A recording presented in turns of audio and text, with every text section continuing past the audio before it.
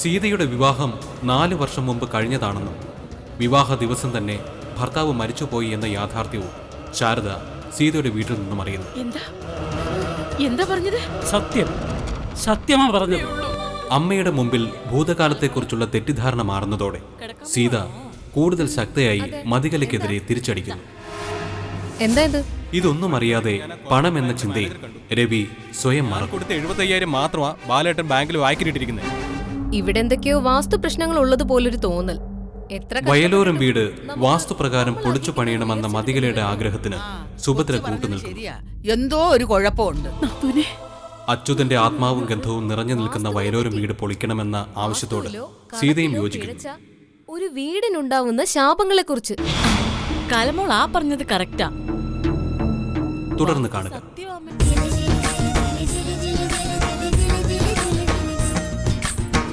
ശരി, നമസ്കാരം മാഷേ. നമസ്കാരം. അമ്മേ, കലമോളെ, ഞാൻ പറഞ്ഞ ചിദംബരം മാഷ് വന്നോ? വഴി കണ്ടുപിടിക്കാൻ പാടുപെട്ടോ മാഷേ? ഏയ്, പൂക്കോടി കൃത്യമായി വഴി പറഞ്ഞു തന്നിരുന്നു. വരൂ മാഷേ. മാഷ്, എന്നതാ സീത ഈ വീടിന് കുഴപ്പം? എന്നതാ നിങ്ങളുടെ പ്രശ്നം? കലമോൾ പറയ. അത് എന്താണെങ്കിലും തുറന്നു പറഞ്ഞു. ഞാൻ നേരിട്ട് കാര്യത്തിലേക്ക് വന്നത് എന്താന്ന് വെച്ചാൽ വേറെ 1-2 വീട്ടിലും കൂടി പോവാനുണ്ടേ. കുഴപ്പമെന്ന് പറഞ്ഞ ഈ വീട്ടില് മൊത്തത്തിൽ കുഴപ്പമാ. എപ്പോഴും അസുഖവും ആശുപത്രിവാസമാ. കാശൊന്നും കയ്യിൽ നിൽക്കുന്നില്ല, ഒരു പുരോഗതിയും ഇല്ല. അതാ സത്യം. കലമോളുടെ ശ്വാസം മുട്ടലിന്റെ കാര്യം കൂടെ പറയ. ആ, അതും ഉണ്ട്. എന്റെ ശ്വാസം മുട്ടാറുണ്ട്. നിനക്കെപ്പോഴാ ശ്വാസം മുട്ടിയത്? അതെ, ഞാൻ ഇങ്ങനെ പിടിക്കുമ്പോ എനിക്ക് ശ്വാസം മുട്ടും. ഒന്ന് ചുമ്മാ. എന്തായാലും ഞാൻ വീടൊന്ന് കാണട്ടെ. ചുമ്മാ നടന്ന് കണ്ടാ മതി. കുടുംബത്തിൽ എന്തെങ്കിലും ദോഷമുണ്ടെങ്കിൽ അത് മാറ്റിത്തന്ന് രക്ഷിക്കണേ. അയ്യോ, ദോഷം മാറ്റാനുള്ള കഴിവൊന്നും നമുക്കില്ല. അതൊക്കെ ദൈവത്തിനല്ലേ ഉള്ളൂ. എന്റെ കണ്ണിൽ കാണുന്ന ദോഷങ്ങളും ദുർനിമിത്തങ്ങളും ഞാൻ പറയാം. അതിന് പരിഹാരവും പറയാം. എന്തായാലും വീടൊന്ന് കാണട്ടെ. സീതേ, മോളെ, റോഡിലേക്കൊന്നും പോയേക്കല്ലേ, ഇവിടെ തന്നെ കാണണേ. പോത്തില്ല. വരൂ. ആ,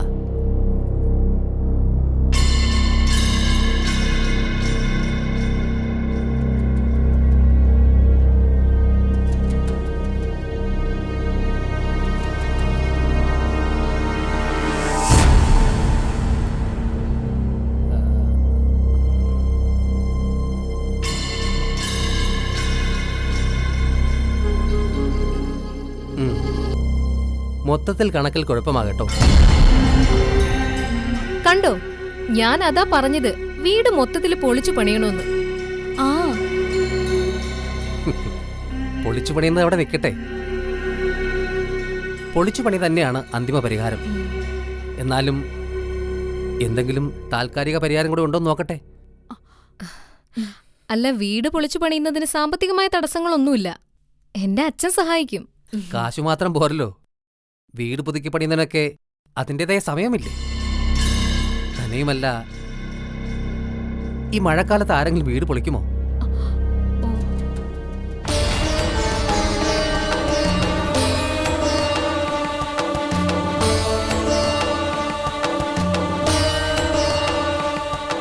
രാഘുവിന്റെ അപഹാരം മൊത്തത്തിലുണ്ട് ഈ വീട്ടിൽ. പിന്നെ പിതൃക്കളുടെ ശാപവും. അതാ എല്ലാ കുഴപ്പത്തിനും കാരണം. അതൊക്കെ കാണും, ഉറപ്പാ. പണ്ട് വച്ചാരാധനയും വെള്ളം കുടിവയ്പും ഒക്കെ ഉണ്ടായിരുന്ന വീടാ. അതില്ലാതായതിന്റെ കുഴപ്പമൊക്കെ കാണും കനകാംബരമേ. കനകാംബരം അല്ല അപ്പച്ചമ്മേ, ചിദംബരം. ആ, എന്നതാണേലും രണ്ടും പൂവല്ലേ. ഇവിടുത്തെ കിണർ എവിടെയാണ്? അവിടെയാ. വാ. ആ,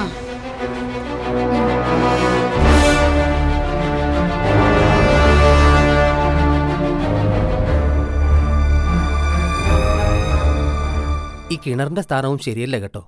ഈ കിണറ്റ് വേണം അവിടുത്തെ അച്ഛൻ. പൂക്കോടി പറഞ്ഞായിരുന്നു. സീതയുടെ അമ്മാവനും ഞാനും പരിചയക്കാരാ. സ്ഥാനദോഷം കൊണ്ട് തന്നെയാ ജീവജലം തരുന്ന കിണർ ജീവനെടുത്തതും.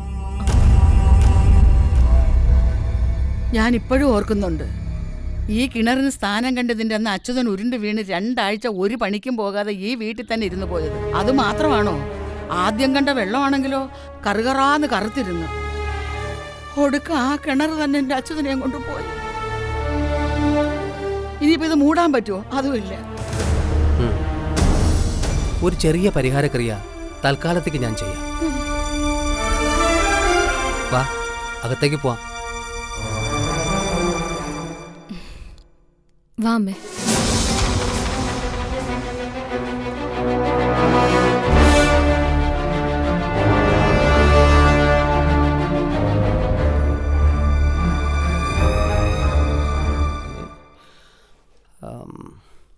ഈ പാസേജ് ഒട്ടും ശാസ്ത്രീയമല്ല.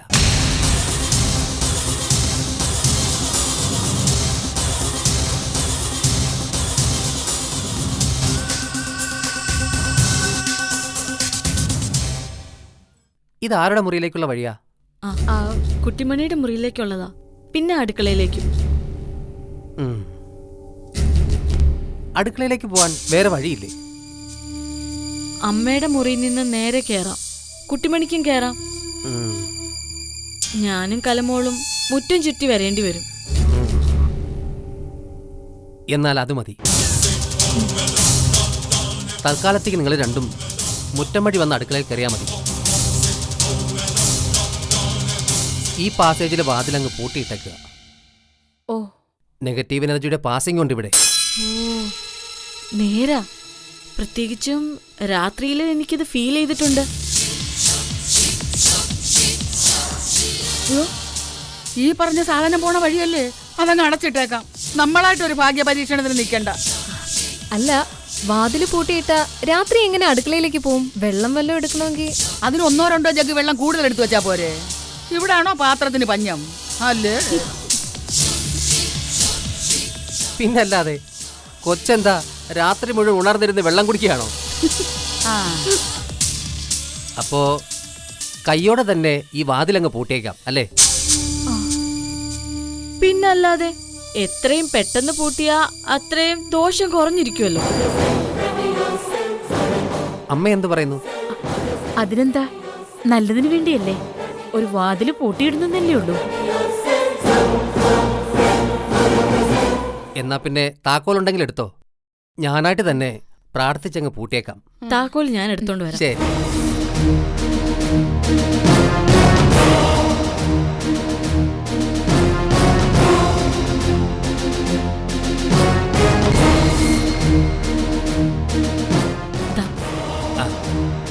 മുറി പൂട്ടി കഴിഞ്ഞിട്ട് ഈ താക്കോൽ മൂത്ത മരുമകളുടെ കയ്യിൽ തന്നെ അങ്ങ് വച്ചോളണം. ഓ,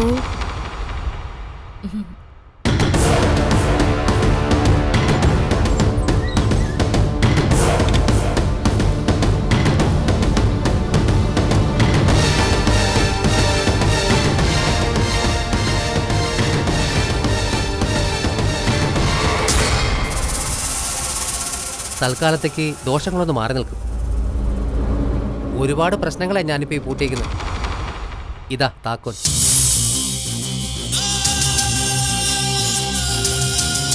ഒരുപാട് നന്ദിയുണ്ട്.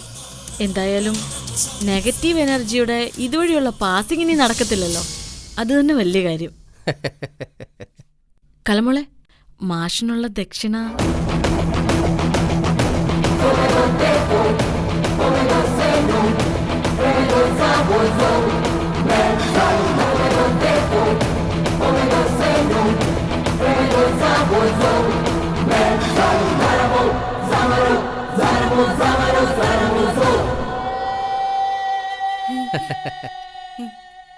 എന്നാ പിന്നെ ഞാനങ്ങോട്ട് ചെല്ലട്ടെ. അല്ല, പൂട്ടിയതുകൊണ്ടൊക്കെ തീരുവോ പ്രശ്നങ്ങളെല്ലാം? നമുക്ക് നോക്കാം. അല്ലെങ്കിൽ വേറെന്തെങ്കിലും വഴി ആലോചിക്കാം. ഇതെന്റെ മാല. ആ, ആർക്കായി മാല? ഇതെന്റെല്ലോ മനുഷ്യനാ. ആ, മറ്റേ കുട്ടി എവിടെ? ഓ, കലമോളോ? കലമോൾക്ക് ഫോൺ വന്നെന്ന് തോന്നുന്നു. ചിലപ്പോ ഇവിടെ നടന്ന കാര്യങ്ങളൊക്കെ രവിയെ കൈയോടെ വിളിച്ചറിയിക്കുകയായിരിക്കും. വീടിന്റെ ദോഷം മാറണമെന്ന് മറ്റാരെക്കാളും നിർബന്ധം കലമോൾക്കായിരുന്നു. ഇത്തരം മരുമക്കളാ ഏതൊരു വീടിന്റെയും ഐശ്വര്യം. ഒക്കെ ഓരോ ദൈവകൃപയാ. ആ, എന്നാ ശരി, ഞാൻ ഇറങ്ങുവാ. അമ്മേ, ഞാൻ റോഡ് വരെ മാഷിനെ ആക്കിയിട്ട് വരാം. ടാറ്റാ.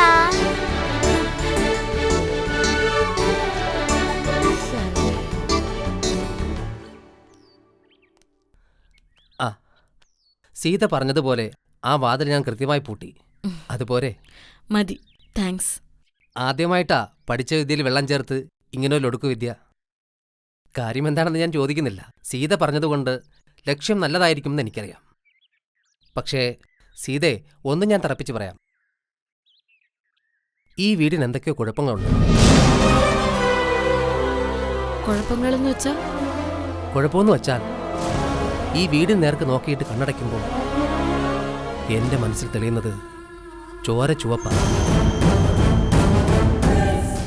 ഞാൻ പഠിച്ച വിദ്യകളുടെയും പരിമിതമായ അറിവിൻ്റെയും അടിസ്ഥാനത്തിൽ ഞാനൊരു കാര്യം തറപ്പിച്ചു പറയാം. അപകടം പതുങ്ങി നടക്കുന്ന വീടായിരുന്നു. ആയുധമായും അഗ്നിയായും അത് വരാം. ഇനിയും ഒരു ദുർമരണം പോലും ഇവിടെ നടന്നേക്കാം. മാഷെ, പരിഹാരം എന്താ? വിധിയെ തടുക്കാൻ ദൈവത്തിനും ആവില്ലെന്ന് കേട്ടിട്ടില്ലേ? ദുർവിധി നിമിത്തം കാരാഗ്രഹത്തിൽ പിറക്കുകയും കാട്ടിലൊളിച്ച് താമസിക്കുകയും ചെയ്തിട്ടുണ്ട് നമ്മുടെ ദൈവങ്ങൾ. പിന്നെ പരിഹാരമെന്ന് പറയുന്നത് പ്രാർത്ഥന മാത്രമാണ്.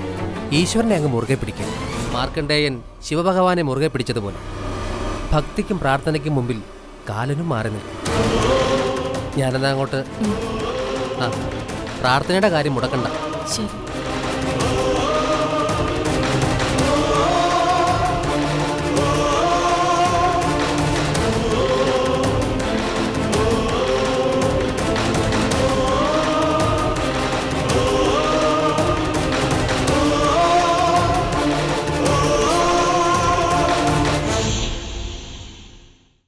എന്നാലും എന്റെ ശാരദേ, ആ കനകാംബരം ഇന്ന് വന്നതുകൊണ്ട് ഇത്രയും കാര്യങ്ങൾ അറിയാൻ പറ്റി. ഇതൊക്കെ നേരത്തെ അറിഞ്ഞിരുന്നെങ്കിൽ എന്റെ അച്യുതൻ ഒന്നും സംഭവിക്കത്തില്ലായിരുന്നു. ഓരോന്നിനും ഓരോ നിമിത്തമില്ലേ നാത്തൂനെ? ഇതിപ്പോ കലമോള് പറഞ്ഞു, സീതമോൾ ഒരാളെ വിളിച്ചു വരുത്തി. ഇത്രയും കാര്യങ്ങൾ നമ്മൾ അറിഞ്ഞു. അല്ലെങ്കിലും കനകാംബരം പറഞ്ഞതുപോലെ നമ്മുടെ മരുമക്കളെ കൊണ്ട് ഗുണമേ ഉണ്ടായിട്ടുള്ളൂ, അല്ലേ ശാരദ? ഒരു വാതിലടച്ചത് കൊണ്ട് ദോഷം കുറെ മാറിക്കിട്ടി. ഇനിയിപ്പോ കലമോളുടെ ശ്വാസം മുട്ടല് ഏനക്കേടുകളും ഒക്കെ മാറുമായിരിക്കും. ഇവിടോട്ട് വന്നു കയറിയ കൊച്ചുങ്ങൾക്ക് ഒരു ബുദ്ധിമുട്ടും ഉണ്ടാവരുതെന്നൊരു പ്രാർത്ഥനയുള്ളൂ നാത്തൂനെ. ആ, പോയോ മക്കളെ അദ്ദേഹം? ആ, പോയി. വേറെന്തെങ്കിലും പറഞ്ഞോ മോളെ നമ്മുടെ വീടിനെ പറ്റി? വേറെയും കുറച്ച് ദോഷങ്ങളുണ്ടെന്ന് പറഞ്ഞു. നമ്മളെല്ലാരും സൂക്ഷിക്കണമെന്നും നന്നായി പ്രാർത്ഥിക്കണമെന്നും പറഞ്ഞു. അയ്യോ, ആ വാതില് പൂട്ടിയത് ഏറ്റവും വലിയ കാര്യമായിരുന്നു. എന്റെ പരിചിക്കാവിലമ്മേ, ആ വാതില് തുറന്നു കിടന്നത് അത്രയ്ക്ക് കുഴപ്പമായിരുന്നോ മോളെ? ആയിരുന്നു അപ്പച്ചിയമ്മേ. ഈ കുടുംബം വരെ തകർന്നു പോകുമായിരുന്നു എന്നാ ചിദംബരമാഷ് പറഞ്ഞ്. അയ്യോ, അല്ല, ആ വാതിൽ കൂടെ എന്തോ സാധനം പോകുമെന്ന് അദ്ദേഹം പറഞ്ഞായിരുന്നല്ലോ. അതെന്തായിരുന്നു മോളെ? നെഗറ്റീവ് എനർജി എന്ന് വെച്ചാ നമ്മുടെ കുടുംബത്തെ നശിപ്പിക്കുന്ന ഛിദ്രശക്തി. എന്നതായാലും അതിന്റെ വഴി മുടക്കിയല്ലോ, അത് സമാധാനമായി. അതെ. ഞാൻ കലമോളെ ഒന്ന് കാണട്ടെ. കലമോള് കാരണമല്ല ഇതെല്ലാം നടന്നേ.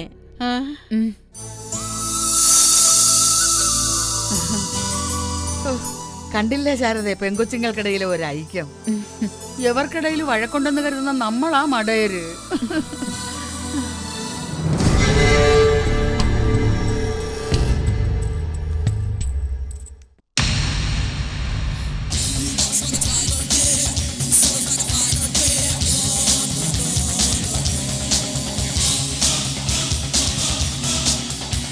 എന്താ കലമോളെ, ദേഷ്യപ്പെട്ട് നിൽക്കുവാണോ? അയ്യോ, ഇങ്ങനെ കണ്ണു തുറപ്പിക്കല്ലേ. കണ്ണു രണ്ടും കൂടി ചാടി പുറത്തേക്ക് വരും. നിങ്ങൾക്ക് എന്ത് വേണം? അയ്യോ, സീതേടത്തേക്ക് ഒന്നും വേണ്ടായേ. വാസ്തു നോക്കാൻ ആള് വന്നോണ്ട് നിങ്ങൾ ജയിച്ചു അല്ലേ?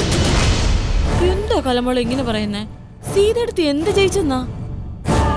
കലമോളല്ലേ കഴിഞ്ഞ ദിവസം വാസ്തു നോക്കണമെന്ന് പറഞ്ഞത്? എന്റെ അനീതിക്കുട്ടി ഒരു കാര്യം പറയുമ്പോ സീതേടത്തേക്ക് അത് പിന്നത്തേക്ക് മാറ്റി വയ്ക്കാൻ പറ്റുമോ? ഇല്ലല്ലോ. കയ്യോടെ വാസ്തു വിദഗ്ധനെ വരുത്തി വിദഗ്ധമായി വാതിലും പൂട്ടി.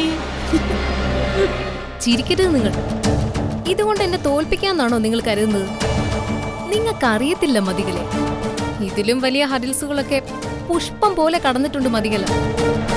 എനിക്കറിയാം, ലോകം കണ്ടിട്ടുള്ളതിൽ വെച്ച് ഏറ്റവും വലിയ മരം കയറിയും മതിലിയാട്ടക്കാരിയുമാ നീയെന്ന്.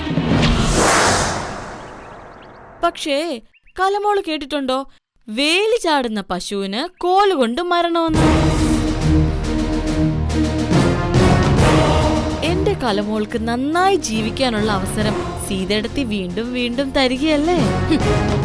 നിങ്ങളെക്കുറിച്ചുള്ള നിങ്ങളുടെ ചതിയെ പറ്റിയുള്ള എല്ലാ വിവരങ്ങളും അമ്മായിയമ്മ അറിഞ്ഞിട്ടും നിങ്ങളിവിടെ തുടരുന്നുണ്ടെങ്കിൽ നിങ്ങൾ അത്ര ചെറിയ പുള്ളിയല്ലെന്ന് എനിക്കറിയാം. പക്ഷേ നിങ്ങൾ കണ്ടതിനേക്കാളും അറിഞ്ഞതിനേക്കാളും ഒക്കെ ഒരുപാട് അപ്പുറമാ മതികല. ഐസ്ബർഗ് എന്ന് നിങ്ങൾ കേട്ടിട്ടില്ലേ? മഞ്ഞുമലകൾ. വലിയ കപ്പലുകളെ തകർക്കാൻ കടലിൽ പതുങ്ങിക്കിടക്കുന്ന മഞ്ഞുമലയുടെ ഒരൽപ്പം മാത്രമേ വെള്ളത്തിന് പുറത്തു കാണൂ. ബാക്കി കടലിനടിയിലായിരിക്കും. അതുപോലെയാ ഈ മതികല. നോക്കിക്കോ, ഇതിന് ഞാൻ എങ്ങനെയാ നിങ്ങക്ക് മറുപടി തരുന്നതെന്ന്. ഒരാൾ എന്റെ ഒരു വഴി മുടക്കിയ അര നിമിഷം കൊണ്ട് വേറെ 1000 വഴികൾ മനസ്സിൽ കണ്ടെത്തും മതികല. നിങ്ങൾ കണ്ടോ സീതയെടുത്തി? ഇന്ന് ഇരുട്ടി വെളുക്കുമ്പോ കഥ മാറുന്നത്. നിങ്ങളെ താക്കോലും കെട്ടിപ്പിടിച്ചിരുന്നോ? നിങ്ങളുടെ തലയ്ക്ക് മീതെ കൂടി ഞാൻ പറന്ന് കാണിക്കാം. I challenge U.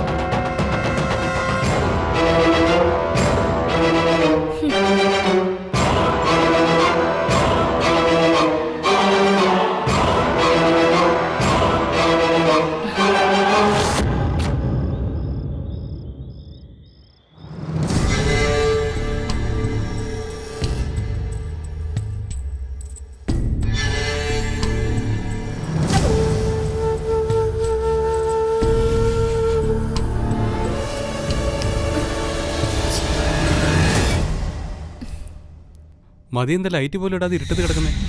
അല്ലെങ്കിൽ എന്റെ ജീവിതം ഇരുട്ടിലാണല്ലോ. എന്ത് പറ്റി മതി? എന്താ അങ്ങനെ പറഞ്ഞു? ഞാൻ പിന്നെ എങ്ങനെ പറയണം? അത്രയ്ക്ക് കളർഫുൾ ആണല്ലോ എന്റെ ഇവിടുത്തെ ജീവിതം. മതി, എന്താ കാര്യം നേരെ പറ, എങ്കിലല്ലേ എനിക്ക് മനസ്സിലാവൂ. പറയാതെ തന്നെ ഭാര്യയുടെ മനസ്സും വികാരങ്ങളും വിചാരങ്ങളും ഒക്കെ മനസ്സിലാക്കാൻ കഴിവുള്ളവനായിരിക്കണം ഭർത്താവ്. അതിനാണ് ജീവിത പങ്കാളി, ലൈഫ് പാർട്ട്ണർ എന്നൊക്കെ പറയുന്നത്. മതിക്ക് എന്തെങ്കിലും കുറവുണ്ടെങ്കിൽ അത് എന്നോട് പറഞ്ഞാൽ ഞാൻ പരിഹരിക്കും, എങ്ങനെയും. രവിയേട്ടന്റെ പറച്ചിൽ കേട്ടാ തോന്നും ഞാൻ ഇവിടെ രാജകുമാരിയായിട്ട് വാഴുകയാണെന്ന്. സപ്രമഞ്ചക്കട്ടിലും വെഞ്ചാമരവും തോഴിമാരും വെള്ളാനപ്പുറത്ത് എഴുന്നള്ളത്തും. വിശാലമായ ആകാശത്തിൽ ഇഷ്ടം പോലെ പറന്നു നടന്ന ഒരു കിളിയെ 2 ചിറക് മുറിച്ച് കൂട്ടിലിട്ട പോലെയാ എന്റെ അവസ്ഥ. കൂട് സ്വർണ്ണക്കൂടായിരുന്നെങ്കിലും കുഴപ്പമില്ലായിരുന്നു. ഇത് ചുമ്മാ. മതി, ഞാൻ എന്ത് വേണം അത് പറ. പറയുന്നത് പോലെ ഞാൻ അനുസരിക്കാം. രവിയേട്ടൻ എന്താ പൊട്ടം കളിക്കുവാണോ? ഈ വീടൊന്ന് പൊളിച്ചു പണിയണമെന്ന് ഞാൻ പറഞ്ഞു. കാശ് എന്റെ അച്ഛൻ മുടക്കുമെന്നും പറഞ്ഞു. പക്ഷെ ഇവിടെ നടന്നെന്താ? വാസ്തു എന്ന് പറഞ്ഞ് എവിടുന്ന് ഒരു കള്ളനെ കൊണ്ടുവന്നു. ഒരു വാതിലും പൂട്ടിയിട്ട് അങ്ങ് പോയി. തൽക്കാലം അത് മതിയെന്ന് ദോഷം തീരാൻ.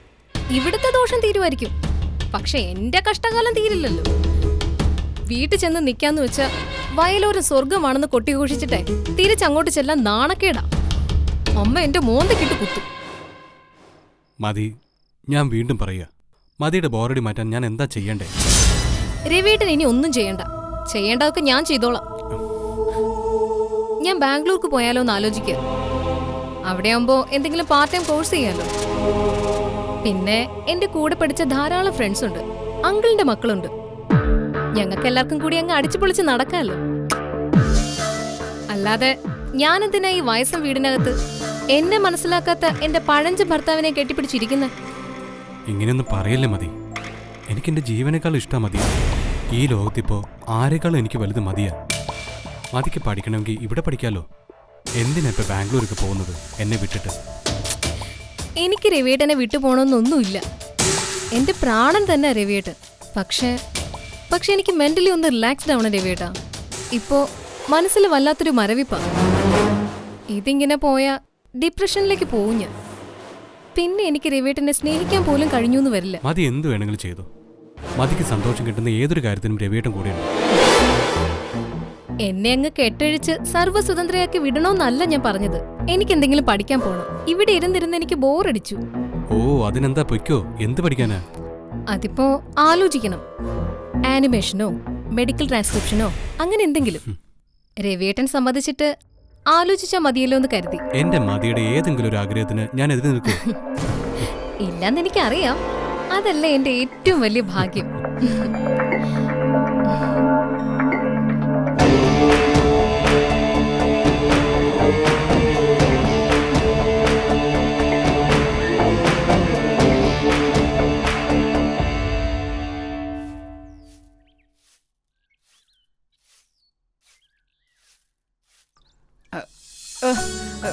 എന്റെ ശാരദേ, ഈ വീടിന്റെ ഓട് മാറ്റിയിടുന്ന കാര്യം ബാലനോട് പറയാൻ 1000 തവണ നിന്നോട് പറഞ്ഞിട്ട് കേട്ടോ നീ?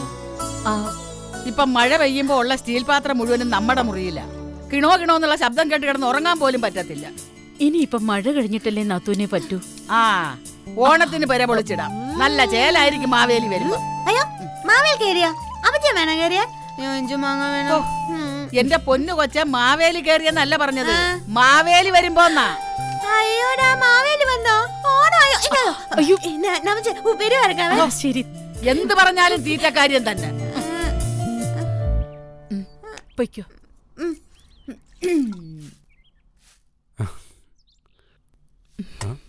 എന്റെ അപ്പച്ചമ്മ രാവിലെ തോട്ടിയും കെട്ടി ആരോട് വഴക്കിന് പോയതാ? പിന്നെ എനിക്ക് അതാണല്ലോ പണി. ഇത് രണ്ട് മുരിങ്ങാക്ക പറിക്കാനാ. അയ്യോടാ പിണങ്ങല്ലേ, ഞാനൊരു നല്ല കാര്യം പറയാൻ വേണ്ടി വന്നതാ. അമ്മേ, ഒരു വിശേഷമുണ്ട് കേട്ടോ.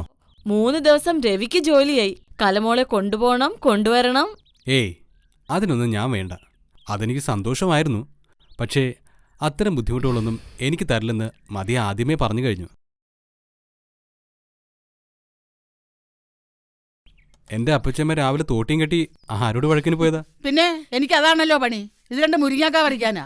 അയ്യോടാ പിണങ്ങല്ലേ, ഞാനൊരു നല്ല കാര്യം പറയാൻ വേണ്ടി വന്നതാ. അമ്മേ, ഒരു വിശേഷമുണ്ട് കേട്ടോ. എന്താടാ? മതിയുടെ കാര്യമാ. വിശേഷം ഉണ്ടെന്നോ?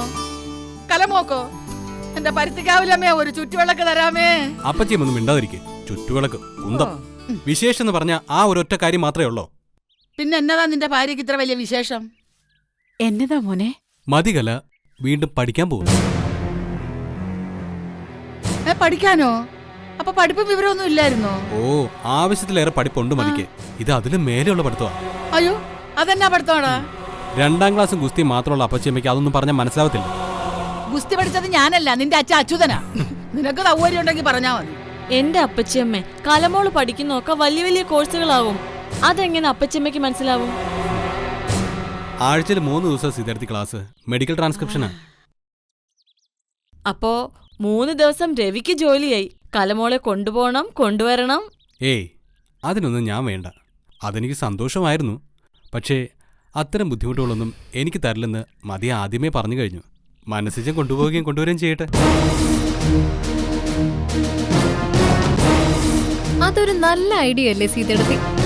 ആ അതെ അതെ അതെ അതെ, ഞാൻ പറഞ്ഞില്ലേ രവിയേട്ടാ, സീതേടത്തി ഇത് തന്നെ പറയൂന്ന്. എന്റെ മനസ്സിൽ എന്താണെന്ന് എന്റെ സീതേടത്തിക്ക് കൃത്യമായിട്ട് അറിയാം.